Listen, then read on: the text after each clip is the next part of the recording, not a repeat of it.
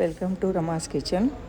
800 గ్రాములు చికెన్ తీసుకొని బోన్తోనే అది ఒక 2-3 సార్లు క్లీన్ చేసుకొని తర్వాత ఒక గిన్నెలో వేసుకొని ఉప్పు 1 స్పూను, 1/2 టీ స్పూన్ పసుపు, 2 టీ స్పూన్ల అల్లం వెల్లుల్లి పేస్ట్ వేసి బాగా కలిపి ఒక 1/2 చెక్క నిమ్మకాయ పిండుకొని ఒక 20 నిమిషాలు పక్కన పెట్టేసుకోవాలి. బాగా కలిపేసి మూత పెట్టేసి తర్వాత మనం మసాలాకి ఏమేమి కావాలో వేసుకుందాం. ఒకసారి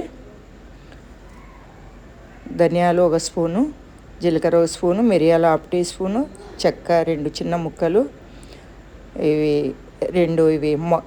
స్టార్ ఫ్లవర్స్ 2, ఇలాచీలు ఒక 6 వేసాను. తర్వాత వెల్లుల్లి ఒక 10 పొట్టుతోనే వేయాలి. ఇది కొంచెం బరకగా వేసుకొని తర్వాత మళ్ళీ వెల్లుల్లి వేసి ఒకసారి ఇట్లా తిప్పాలి. పల్చిస్తే సరిపోతుంది, మెత్తగా కాకుండా.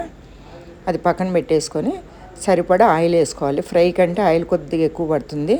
తర్వాత 2 ఉల్లిగడ్డలు కట్ చేసి చిన్న ముక్కలు కట్ చేసి వేసాను. తర్వాత వచ్చేసి అవి కొద్దిగా మగ్గిన తర్వాత మనం కలిపి పెట్టుకున్న చికెను వేసేయాలి. వేసి అంతా మామూలుగా కలిపేస్తే సరిపోతుంది. కానీ నేను దాని మీద మూత పెట్టేది వీడియో క్లిప్ మిస్ అయింది. కొద్దిగా మనం ఒక 10 నిమిషాలు అట్లా మూత పెట్టేస్తే వాటర్ వచ్చేస్తుంది కదా. ఆ వాటర్ వచ్చిన తర్వాత బాగా మగ్గిపోతుంది ఉడకాలంటే మనకు. ఫస్ట్ 1 స్పూన్ సాల్ట్ వేసాను, మళ్ళీ 1 స్పూన్ వేసాను. ఇప్పుడు ఈ వాటర్ అన్నీ వచ్చేసింది కదా, ఈ వాటర్ పోయేంత వరకు పెట్టాలి మనం.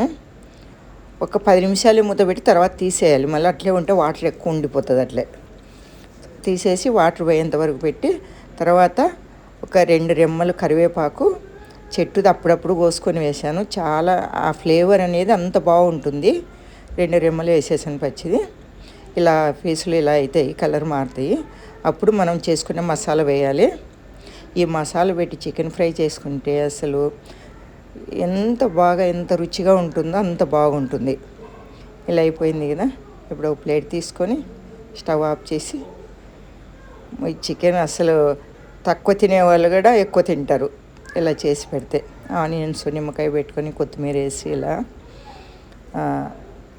ఎప్పుడు తినని వాళ్ళు కూడా తినాలనిపిస్తుంది. ఫ్రై అంత బాగా కుదిరింది. అసలు మిరియాలు వేసాం కదా, ఆ ఘాటు అంతా చాలా బాగుంది.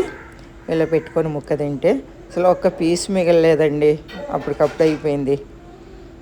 అంత బాగుంటుంది. ఒకసారి మీరు కూడా ఇలానే ట్రై చేయండి.